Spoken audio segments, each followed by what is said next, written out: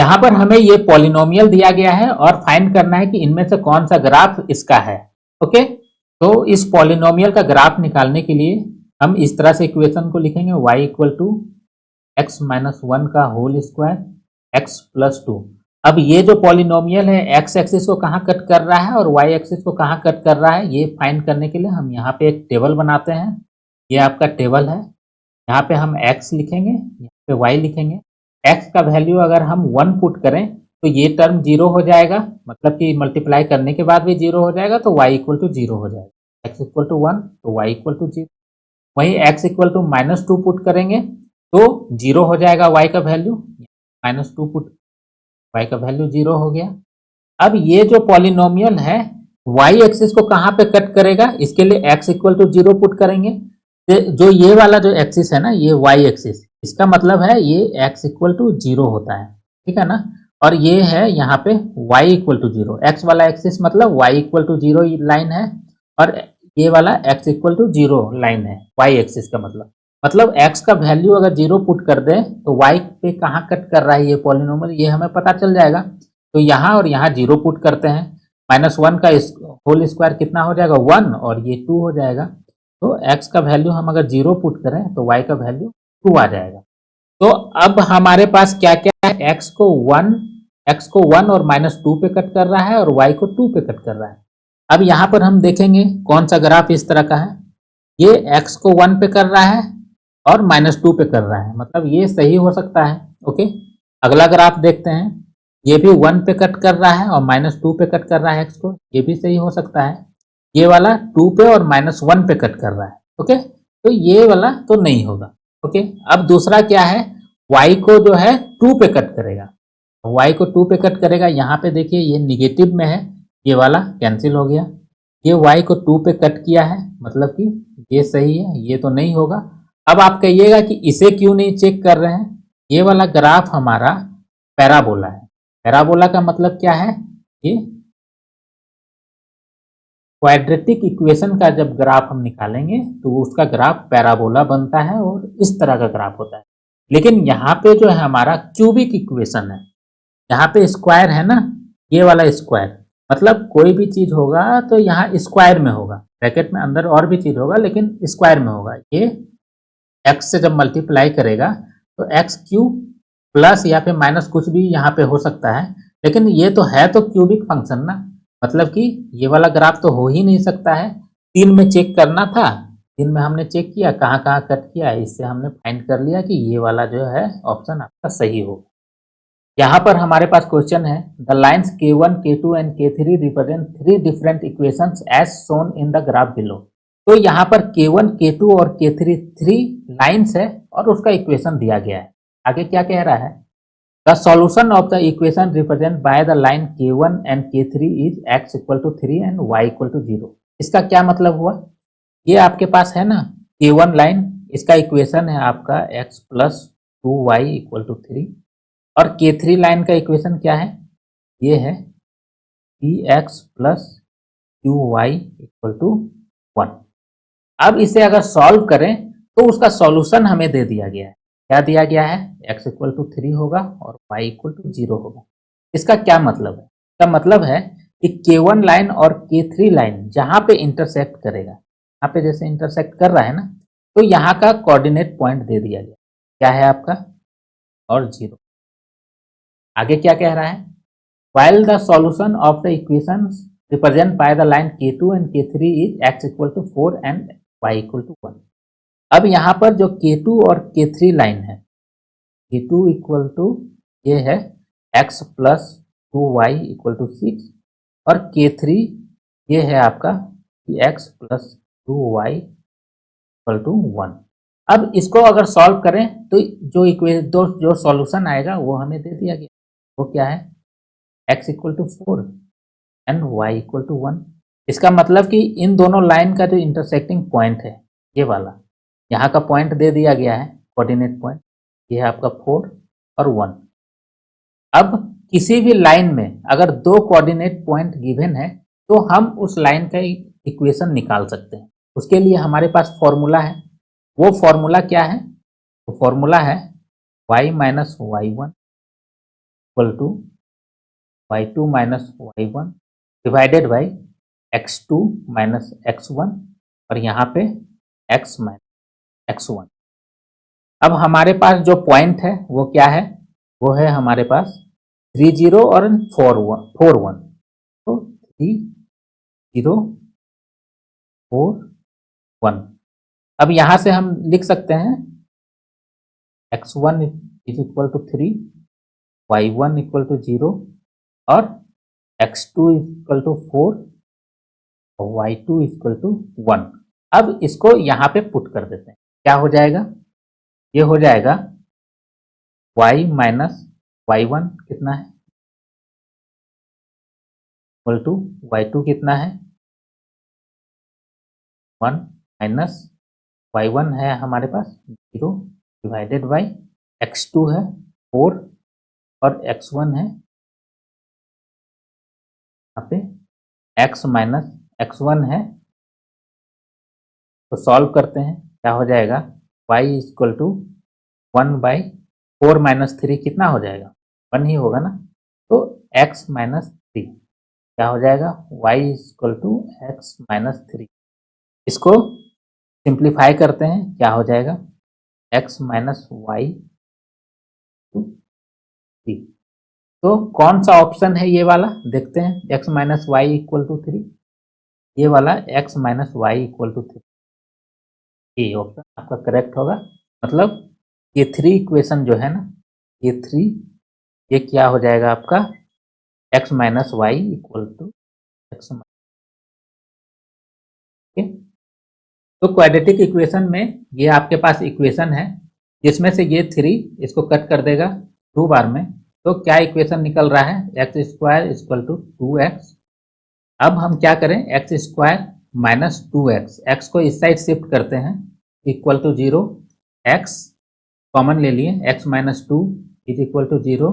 तो x का value क्या निकल के आ रहा है x इक्वल टू 0 और x minus 2 is equal to 0, जो कि x इक्वल टू 2 हो रहा है। तो हमारे पास क्या ऑप्शन है 0 और 2, जो कि ये करेक्ट है। यहाँ पर इस तरह से अगर आप सॉल्व कीजिएगा 3x square equal to 6x है ना, इसको कट कर दीजिएगा 2 से और ये x को इससे कट कर दीजिएगा, तो x इक्वल टू 2 अगर कर रहे हैं तो ये आपका गलत हो जाएगा। ओके, आपको इस तरह से रूट निकालना होगा। और आप डिस्क्रिमिनेंट के बारे में तो जान ही रहे हैं, discriminant d is equal to b square minus 4ac, ये आप जान रहे हैं। अगर क्वाड्रेटिक इक्वेशन आपके पास है ax square plus bx plus c is equal to 0, तो डिस्क्रिमिनेंट का वैल्यू ये हो रहा है। अगर d का वैल्यू ग्रेटर देन 0 होता है तो रूट क्या हो जाएगा रियल एंड अनइक्वल।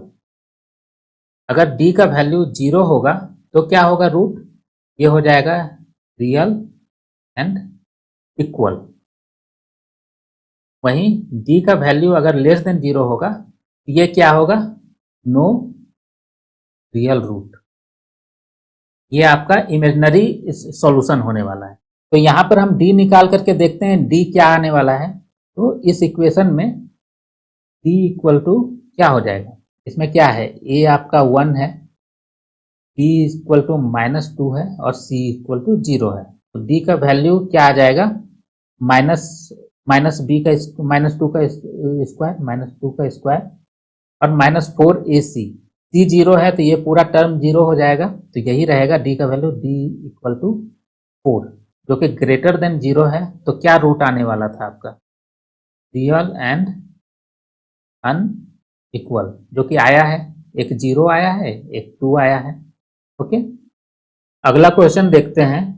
इस क्वेश्चन में आपको एक सर्किल दिया गया है जिसका 2 पॉइंट दिया गया है, एक सेंटर पे दिया गया है -4 and 3, एक सरकमफ्रेंस पे दिया गया है -2.4 and 1.8। तो हमें क्या इसका रेडियस निकालना है। अब ये जो 2 पॉइंट को अगर हम मैच कराएं तो यही आपका रेडियस है। इस रेडियस का जो डिस्टेंस है वो हम कैसे निकालेंगे, 2 पॉइंट दिया है तो डिस्टेंस फॉर्मूला अगर लगा दें तो निकल जाएगा वैल्यू। तो हमारे पास ओ क्या दिया गया है -4 and 3 and n, ये क्या दिया गया है -2.4 एंड 1.8। तो इसे हम x1 इज इक्वल टू -4 और ये y1 इज इक्वल टू 3 और यहाँ से x2 is equal to -2.4 and y2 is equal to 1.8 लिख लेते हैं। अब डिस्टेंस फॉर्मूला क्या होता है, तो ओ एन इक्वल टू क्या लिखेंगे, root under x2 minus x1 का whole square plus y2 minus y1 का होल स्क्वायर। अब यहाँ पुट करते हैं, क्या हो रहा है, x2 है हमारे पास -2.4 और x1 है -4, माइनस माइनस प्लस हो रहा है +4 का होल स्क्वायर प्लस y2 कितना है 1.8 माइनस और y1 है 3 का होल स्क्वायर। अब इसे सॉल्व करते हैं, क्या हो जाएगा, ये हो जाएगा आपका 4.0 2.4 माइनस कर रहे हैं 10 माइनस 4 आपका 6 हो जाएगा, 3 में से 2 तो 1.6। ओके, तो यहाँ पे कितना हो रहा है 1.6 का होल स्क्वायर प्लस अब यहाँ पे 3.0 और 1.8 इसे माइनस करते हैं तो 10 में से 8 गया 2, 2 में से 1 गया 1। ओके, ये तो 1.2 का होल स्क्वायर। अब क्या करें आगे, 1.6 का होल स्क्वायर कितना हो जाएगा आपका, ये हो रहा है 16 का होल स्क्वायर कितना होता है 256 और ये 2 पॉइंट के बाद पॉइंट लग जाएगा प्लस 12 का होल स्क्वायर 144 और 2 डिजिट के बाद पॉइंट 2। अब इन दोनों को प्लस करते हैं तो कितना आ रहा है 4 रूट अंडर 4 निकल के कितना आ रहा है, रूट के बाहर निकलेगा तो कितना आ जाएगा 2। कोई यूनिट तो दिया नहीं गया है इसलिए 2 यूनिट। कौन सा ऑप्शन सही होने वाला है हमारा, ये आपका ऑप्शन बी सही है। इस क्वेश्चन में हमारे पास दो स्केलन ट्रायंगल है। स्केलन ट्रायंगल क्या होता है, किसी भी गिवन ट्रायंगल में प्रत्येक एंगल का जो वैल्यू होता है वो डिफरेंट होगा। ओके, और प्रत्येक साइड का मेजरमेंट भी डिफरेंट होगा, तो उसे हम स्केलन ट्रायंगल कहते हैं। तो इस क्वेश्चन में हमें दो स्केलन ट्रायंगल दिया गया। आगे क्वेश्चन में क्या कह रहा है, Ansh and Rishi observe them and said the following. Ansh कह रहा है triangle P Q R is similar to triangle CBA और ऋषि कह रहा है triangle P Q R is congruent to triangle CBA. अब इन दोनों में से कौन सा स्टेटमेंट सही है वो हमें इस ऑप्शन में चूज करके टिक करना है। तो फर्स्ट स्टेटमेंट हमारे पास है triangle P Q R is similar to triangle CBA. किसी भी दो ट्रायंगल को सिमिलर करने का हमारे पास 3 रूल है, इसमें से किसी भी एक रूल को फुलफिल अगर यह कर लेता है तो हम कह सकते हैं कि यह दोनों ट्रायंगल सिमिलर है। तो हमारे पास रूल क्या है, हमारे पास रूल है एंगल एंगल एंगल, ये हमारा फर्स्ट रूल है। अगर उनका इसका करस्पॉन्डिंग एंगल इक्वल होता है तो हम कह सकते हैं कि वह सिमिलर है। या फिर साइड साइड साइड, ये जो है उनका करस्पॉन्डिंग साइड का रेशियो, इन दोनों ट्रायंगल का करस्पॉन्डिंग साइड का रेशियो अगर इक्वल हो जाए तो भी हम कह सकते हैं कि यह ट्रायंगल जो है सिमिलर है। या फिर किसी भी दो करस्पॉन्डिंग साइड का रेशियो, इन दोनों ट्रायंगल में किसी भी दो करस्पॉन्डिंग साइड का रेशियो और उनके बीच का एंगल अगर इक्वल हो जाता है तो हम कह सकते हैं कि यह दोनों ट्रायंगल सिमिलर है। अब यहां पर हमें सिर्फ एक ही साइड दिया गया है, इसके लिए तो हमें 3 साइड का जरूरत पड़ेगा, तभी तो हम करस्पॉन्डिंग साइड का रेशियो निकाल सकते हैं। तो ये वाला रूल हम अप्लाई नहीं करेंगे। इसके लिए भी हमें एटलीस्ट 2 साइड और एक एंगल का जरूरत पड़ेगा, तभी हम यह रूल अप्लाई कर सकते हैं। तो यह भी नहीं अप्लाई करते, तो हमारे पास यह रूल है जिसे हम अप्लाई करते हैं। तो यहाँ पर गिवन जो है वो क्या है, गिवन है angle P is equal to ये एंगल और ये एंगल इक्वल है, angle A, angle R is equal to angle C और एंगल Q ये बराबर हो जाएगा एंगल B का, क्योंकि जब दो एंगल बराबर है, दो एंगल बराबर है तो तीसरा एंगल भी बराबर होगा। ओके, ऑटोमेटिक बराबर हो जाएगा एंगल B। ठीक, अब ए सिमिलरिटी रूल से क्या हो जाएगा आपका triangle P R Q similar to triangle A C B हो जाएगा।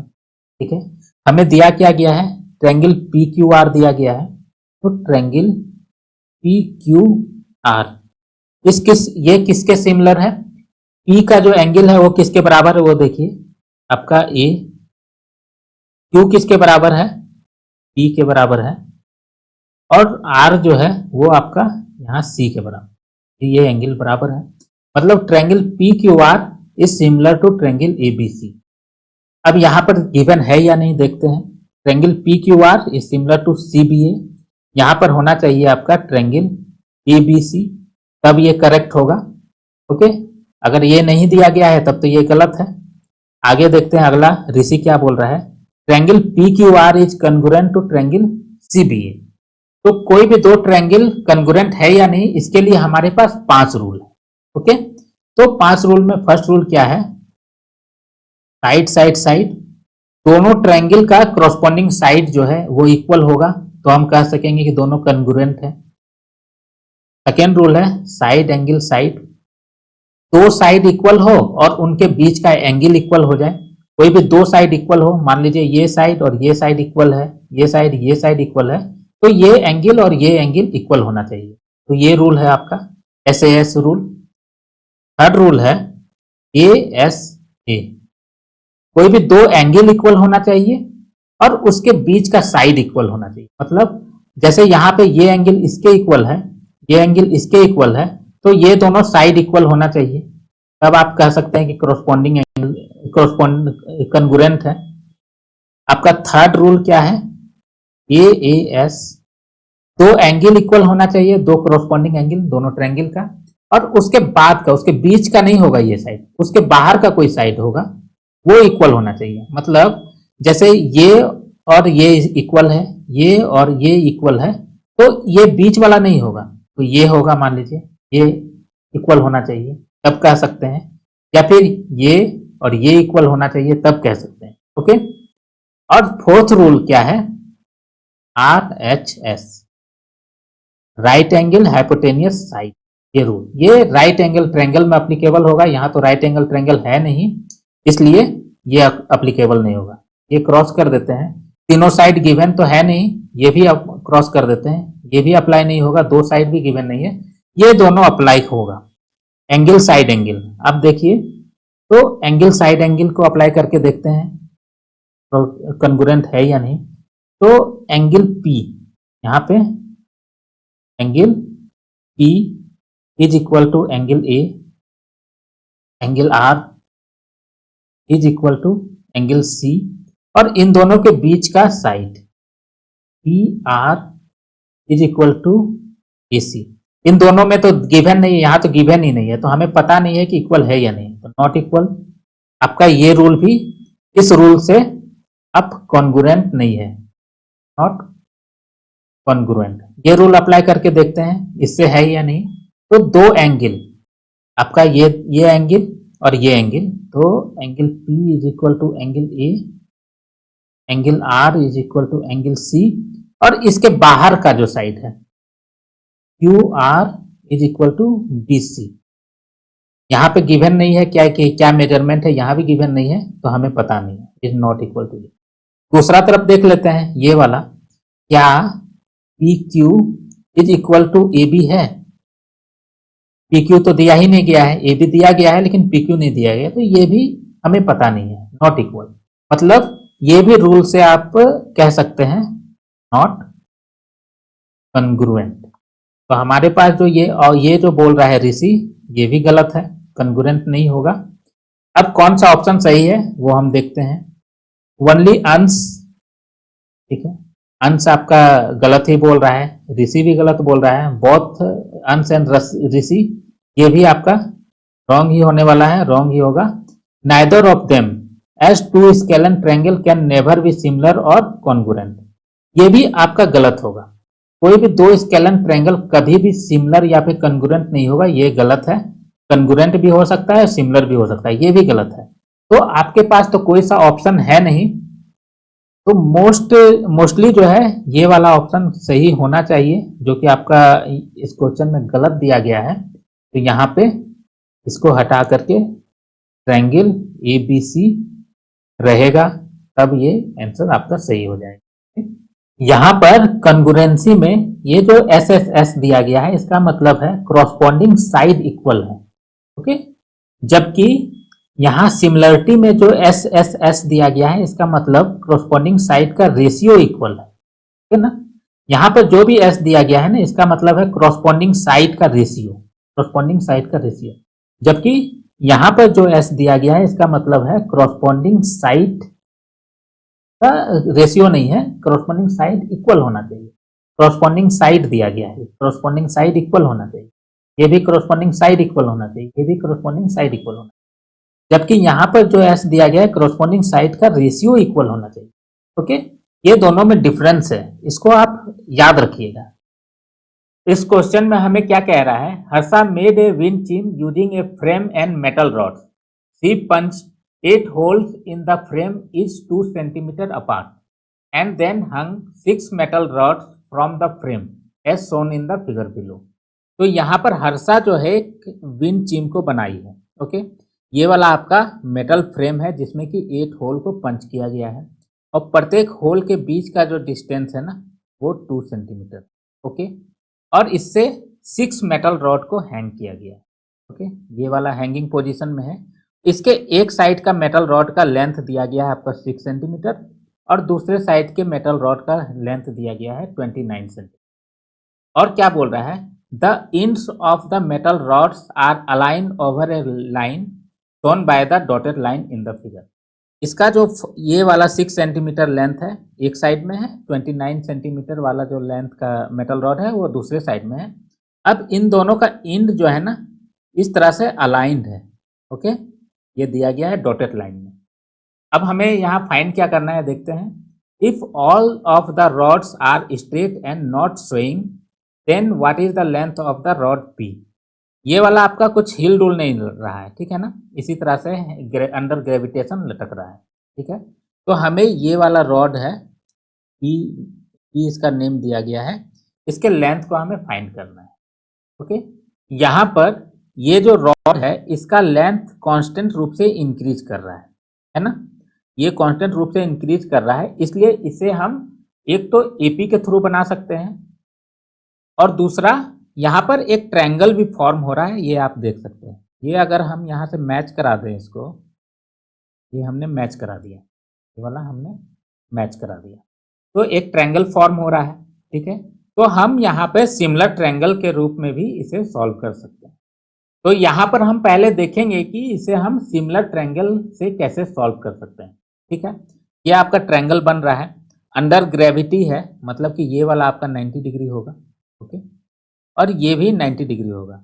इस ट्रायंगल को अगर हम नेमिंग कर दें, ये आपका ए, ये बी, ये सी, ये वाला आपका डी और ये ई होगा। ओके, ये आपका 6 सेंटीमीटर था, यहाँ से हमने इस वाले लाइन का, ये जो मेटल फ्रेम है ना, इसके पैरेलल एक लाइन यहाँ ड्रॉ कर दिया है। तो यहाँ से जो ऊपर का लेंथ होगा ये भी आपका 6 सेंटीमीटर होगा। जब ये 6 सेंटीमीटर है तो यहाँ से यहाँ तक का कितना लेंथ हो जाएगा, ये आपका हो जाएगा 29 माइनस 6, ये हो जाएगा 23 सेंटीमीटर। ओके, नाउ ये वाला आपका 90 डिग्री और ये वाला 90 डिग्री। हम यहाँ पे जो दो ट्रायंगल लेने वाले हैं ना, वो ट्रायंगल लेंगे, triangle A B C and triangle A B and E. ये दोनों हम ट्रायंगल ले रहे हैं और इसको कंपेयर करेंगे सिमिलर है या नहीं, देखते हैं। ये आपका एंगल बी और इसका एंगल डी दोनों 90 डिग्री है, angle B is equal to angle D, ये आपका 90 डिग्री है। ओके, और इस दोनों में, ये दोनों ट्रायंगल जो है, इन दोनों में आपका एंगल ए कॉमन हो रहा है, ए बी सी में भी एंगल ए है और ए डी ई में भी एंगल ए है। ठीक है, तो यहाँ पे angle A is equal to angle A, ये आपका कॉमन एंगल है। अब हमें सिमिलरिटी रूल पता है ट्रायंगल का, किसी भी दो ट्रायंगल में जब दो एंगल अगर इक्वल हो जाता है, तो कॉरस्पॉन्डिंग एंगल अगर इक्वल हो जाता है तो वो दोनों ट्रायंगल सिमिलर होता है। तो बाई ए सिमिलरिटी रूल से क्या हो जाएगा, ट्रायंगल ए बी सी और ए डी ई तो सिमिलर हो जाएगा, triangle A B C similar to triangle A D E. अब ये दोनों जब सिमिलर है तो क्रॉसपॉन्डिंग साइड का रेशियो इक्वल होगा। ओके, तो क्रॉसपॉन्डिंग साइड देखते हैं आपका, ये आपका ए डी इस वाले ट्रायंगल में A D by A B बड़े वाले ट्रायंगल में इज इक्वल टू, हमें ये जो फाइंड करना है इसी को देखते हैं, आपका D E by B C. इसे अगर समझ नहीं आ रहा है तो पहले ट्रायंगल को यहाँ पे अच्छी तरह से बना लेते हैं, तब समझ में आएगा। ये आपका ए बी सी और ये आपका डी एंड ई, ये 90 डिग्री, ये 90 डिग्री कॉमन एंगल, ठीक है। तो अब आसानी से लिख सकते हैं, नहीं तो फिर इसको भी और भी सिंप्लीफाई कर देते हैं। ये आप कर सकते हैं, ये हो जाएगा ए बी सी और ये हो जाएगा आपका ए बी और ई। ये आपका 90 डिग्री है और ए एंगल जो है ये भी सेम है। तो यहाँ पर हमने लिखा है A D by A B और D E by B C. Okay, अब आपको समझ में आ रहा है। अब यहाँ पे क्या क्या वैल्यू है वो हम देखते हैं। ए डी का कितना वैल्यू है, ए डी आपका कितना हो जाएगा, 2-2 सेंटीमीटर का डिस्टेंस है ना, 2 2 4 और 2 6, यहाँ से 6 हो जाएगा, 6 बाई ए बी। ये टोटल डिस्टेंस कितना है, टोटल 8 होल है और प्रत्येक होल के बीच का डिस्टेंस कितना है, 2 सेंटीमीटर, ठीक है ना। 8 इंटू 2 इक्वल टू 16 और -2 इज इक्वल टू 14। इसके बीच का जो डिस्टेंस होगा ना ये 14 सेंटीमीटर होगा। ओके, तो यहाँ पे 14 is equal to D E जो कि हमें फाइंड करना है और बी सी ये हमने यहाँ पे निकाला है, ये जो है ना ये B C is equal to इतना है। तो B C is equal to 23। तो डी ई का वैल्यू कितना हो जा रहा है, ये हो जा रहा है आपका 6 इंटू 23 बाई 14, ये 2 सत्ते 14, 2 तिहाई 6, ये हो जा रहा है आपका 3 तिहाई 9 और 3 दूनी 6, 69/7।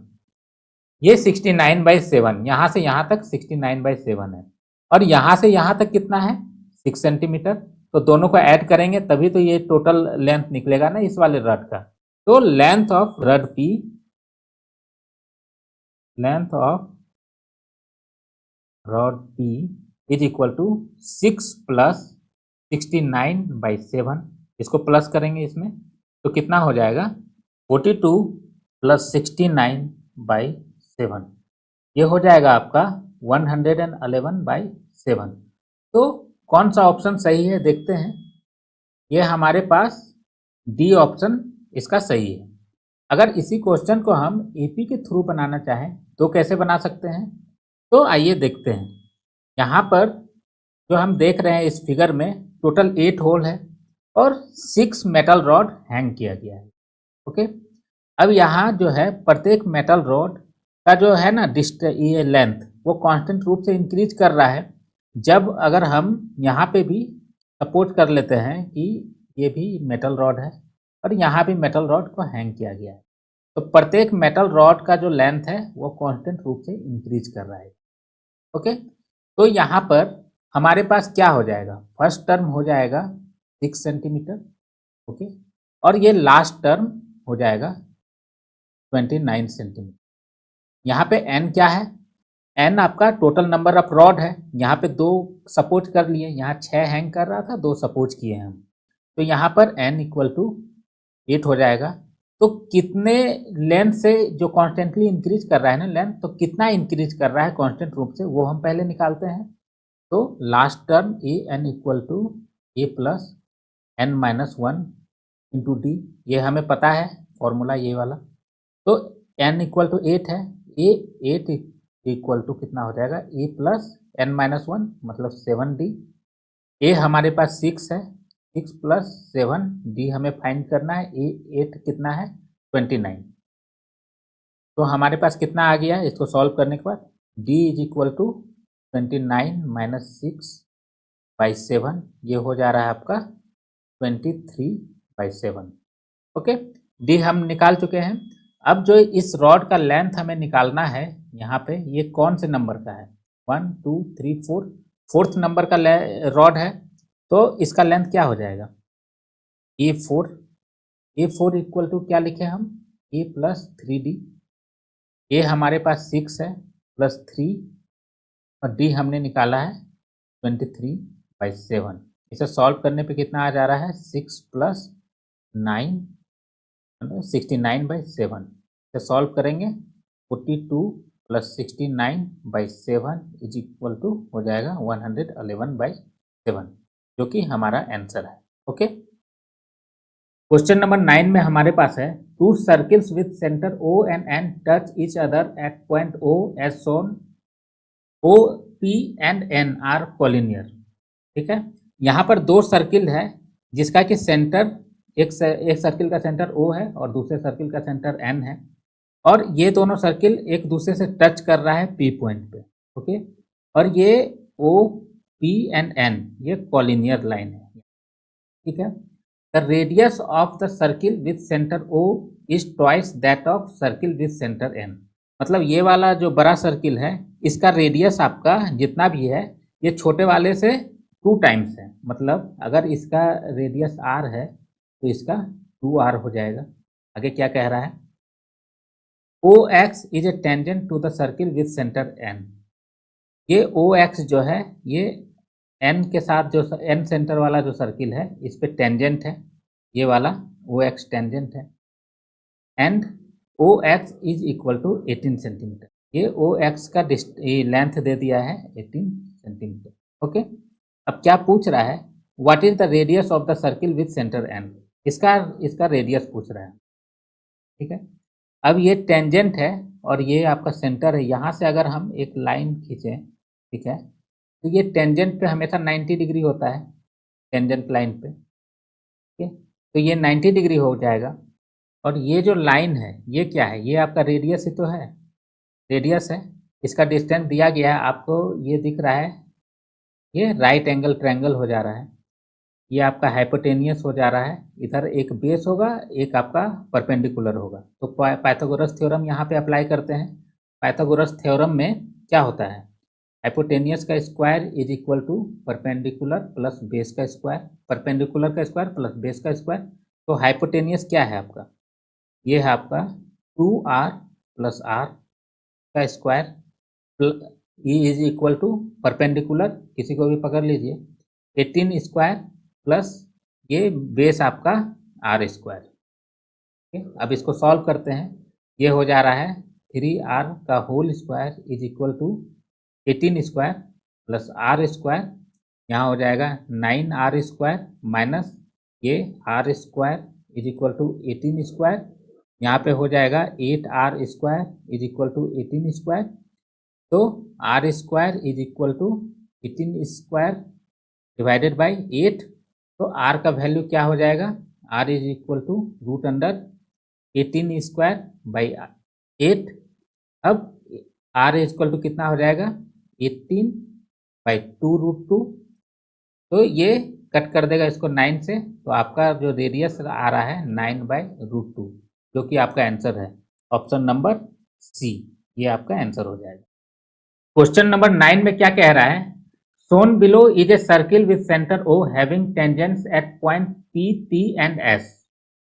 यहाँ पर इस सर्किल में 3 टेंजेंट है आपका, एक P पर, एक T पर और एक S पर। ठीक है, ये आपका 3 टेंजेंट है, एक ये वाला है, एक ये है और एक ये है, 3 टेंजेंट है। ठीक है, if QR is equal to 12, यहाँ से Q से R तक का डिस्टेंस दिया गया है आपका 12 centimetre, and A radius of the circle is 7 centimetre, और इस सर्किट का रेडियस 7 सेंटीमीटर दिया गया है।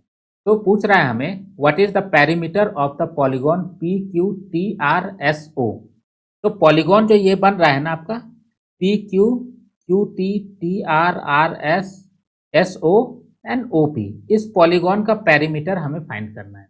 तो पेरीमीटर फाइंड करने के लिए ये टोटल का जो डिस्टेंस है, ये इतना प्लस इतना प्लस इतना प्लस इतना प्लस इतना प्लस इतना कर देंगे तो पेरीमीटर निकल जाएगा। अब इस सर्किल को लेकर के रूल क्या कहता है वो देखते हैं। हमारे पास रूल है कि अगर किसी भी सर्किल में किसी भी एक्सटर्नल पॉइंट से अगर दो टेंजेंट को ड्रॉ किया जाए, ठीक है, ये हमने एक टेंजेंट ड्रॉ किया और ये हमने दूसरा टेंजेंट ड्रॉ किया, ओके। ये आपका O है, सपोज कीजिए, ये P है और Q है। अगर किसी भी एक्सटर्नल पॉइंट से किसी सर्किल पे दो टेंजेंट ड्रॉ करते हैं तो जो लेंथ है इसका आपका OP is equal to OQ होगा, मतलब ये वाला लेंथ और ये वाला लेंथ आपका इक्वल होगा, ठीक है। यह रूल जिसे कि यहाँ पर अप्लाई करके हम प्रॉब्लम को सॉल्व करेंगे। इसके साथ भी कई सारे रूल है। एक सिंपल रूल आपका ये आप समझिए, मान लीजिए कि सेंटर है इसका और किसी भी टेंजेंट पे आप कोई लाइन ड्रॉ करते हैं तो वो हमेशा परपेंडिकुलर होगा, एक ये है।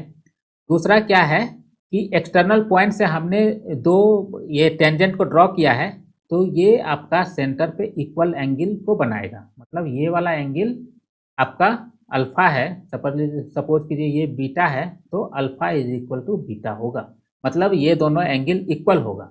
क्या लिख सकते हैं इसको, एंगल ओ, इसको आप क्यू नहीं आर ले लीजिए, O R P is equal to angle O R Q, ये वाला एंगल आपका इक्वल होगा।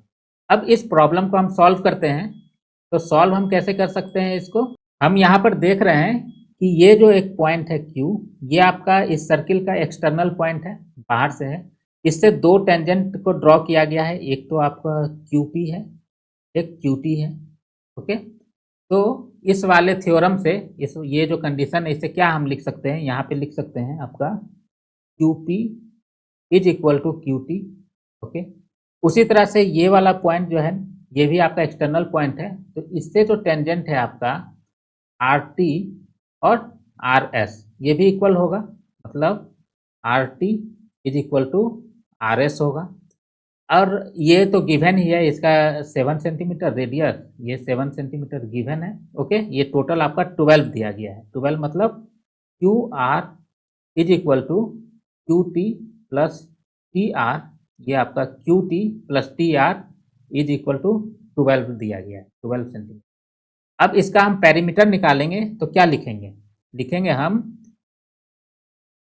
PQ प्लस, यहाँ से स्टार्ट कर रहे हैं, PQ plus QT plus TR plus RS plus SO plus OP, ये हम यहाँ पे लिख रहे हैं। तो PQ plus QT plus TR plus RS plus SO plus OP, यही आपका पेरीमीटर है, पेरीमीटर, ओके। तो यहाँ पर जो हम देख रहे हैं PQ is equal to QT यहाँ पे है, PQ या फिर QP is equal to QT, तो यहाँ पर हम लिख सकते हैं QT plus QT plus TR plus ये RS यहाँ पे है ना, ये क्या हो जाएगा RT या फिर TR, यहाँ पे TR लिख रहे हैं, प्लस SO प्लस OP, ये आपका 7 तो है ही, प्लस 7, ओके।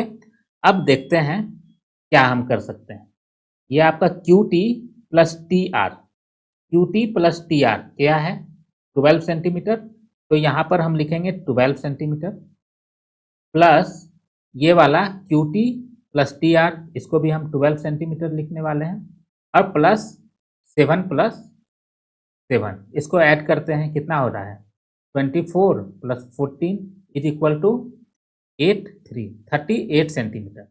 तो हमारे पास जो ये जो पॉलीगॉन दिया गया है PQTRSO, इसका पेरीमीटर कितना हो जाएगा आपका 38 सेंटीमीटर, जो कि ऑप्शन नंबर सी है, ये आपका करेक्ट होगा, ओके।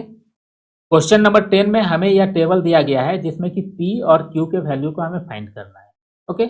इसे सॉल्व करने के पहले हम कुछ बेसिक को समझते हैं। सपोज कीजिए कि ये आपका राइट एंगल ट्रायंगल है, ओके, और ये आपका परपेंडिकुलर है, ये हाइपोटेनियस है, ये बेस है। तो हम ट्रिगोनोमेट्रिक आइडेंटिटीज को कैसे लिख सकते हैं, ये साइन थीटा, ये आपका थीटा है, okay.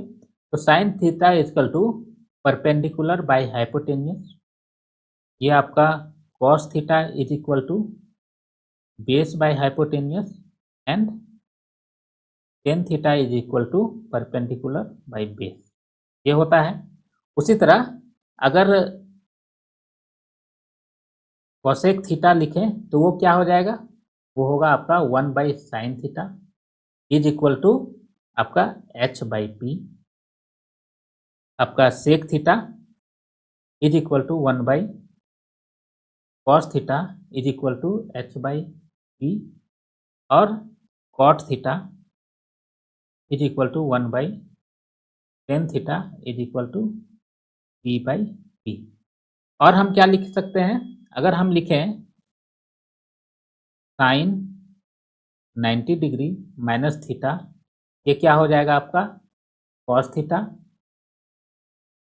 Cos 90 degree minus theta is equal to sine theta, और tan 90 degree minus theta is equal to cot theta. वहीं हम अगर लिखें कॉसेक 90 डिग्री माइनस थीटा, इसे हम लिख सकते हैं 1/sin 90 degree minus theta is equal to 1/cos theta is equal to sec theta. उसी तरह सेक 90 डिग्री माइनस थीटा हम लिखेंगे 1/cos 90 degree minus theta is equal to 1/sin theta is equal to आपका कोसेक थीटा। और tan का क्या लिखेंगे, यहाँ cot 90 degree minus theta is equal to 1/tan 90 degree minus theta is equal to 1/cot theta is equal to tan theta. ये आपका कुछ basics है। इसके बाद हम इस प्रॉब्लम को सॉल्व करते हैं। आपका दिया गया है cosec 35 degree is equal to p, cosec 65 degree is equal to 1.1 यहाँ पे है, sec 90 degree minus 35 degree is equal to 1.7, और sec 90 degree minus 65 degree is equal to q। अब सेक 90 डिग्री माइनस 35 डिग्री क्या होगा, यहाँ पे आप देखिए अभी हम लिखे हैं ना, sec 90 minus theta is equal to cosec theta होता है, तो यहाँ पर sec 90 degree minus 35 degree is equal to cosec 35 degree हो जाएगा। तो कोसेक 35 डिग्री का वैल्यू है आपका 1.7। हमें फाइंड करना है cosec 35 degree is equal to p, इस p का वैल्यू को फाइंड करना है, तो p इक्वल टू कितना हो जाएगा 1.7। अब q के वैल्यू को फाइंड करते हैं। यहाँ पे sec 90 degree minus 35 degree 65 degree क्या हो जाएगा, ये हो जाएगा आपका cosec 65 degree is equal to q। इस q का वैल्यू यहाँ से हम निकाल सकते हैं, तो q का वैल्यू हो जाएगा 1.1। कौन सा ऑप्शन सही है देखते हैं। आपका p एंड q का वैल्यू फाइंड करना है, तो p वाले का वैल्यू 1.7 होगा और q का 1.1 होगा, तो ये आपका सी ऑप्शन सही होगा। Okay, that's it for the today. मिलते हैं नेक्स्ट वीडियो में।